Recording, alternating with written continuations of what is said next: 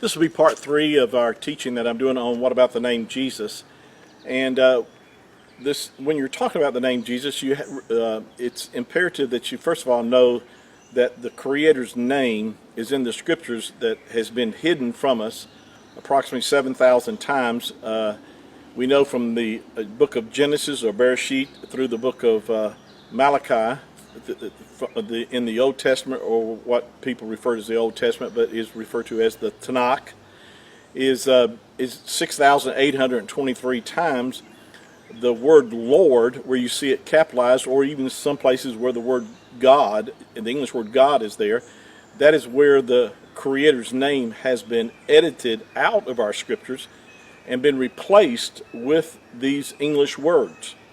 Now, the tragedy of that is beyond the time that I have right now to speak about that, because it is a tragedy. We've been his name has been hidden from us. It's been hidden from those, the greatness of his name, and this has all happened because of man's tradition.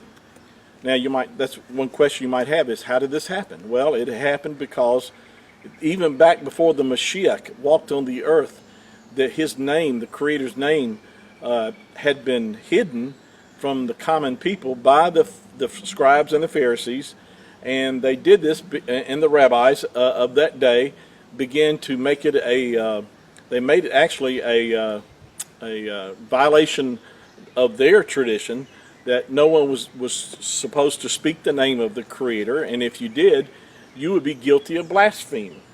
Well, this is a tradition that has been passed on from generation to generation that is totally in error. It's totally against the word of Yahuwah.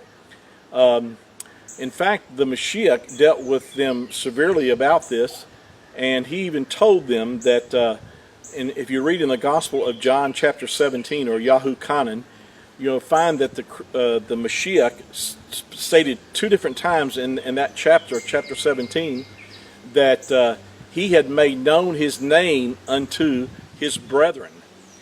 And why would he have to make the Creator's name known to them?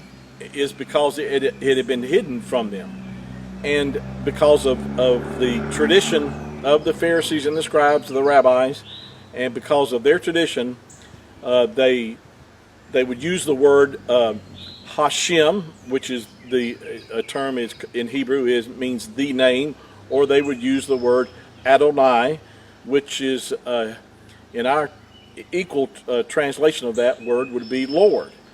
And so that's why our scriptures, when they were translated or transliterated, they just carried on the tradition that was passed on down by the Hebrews, and when they came to the divine name, the sacred name, they would use the word Lord instead of his name.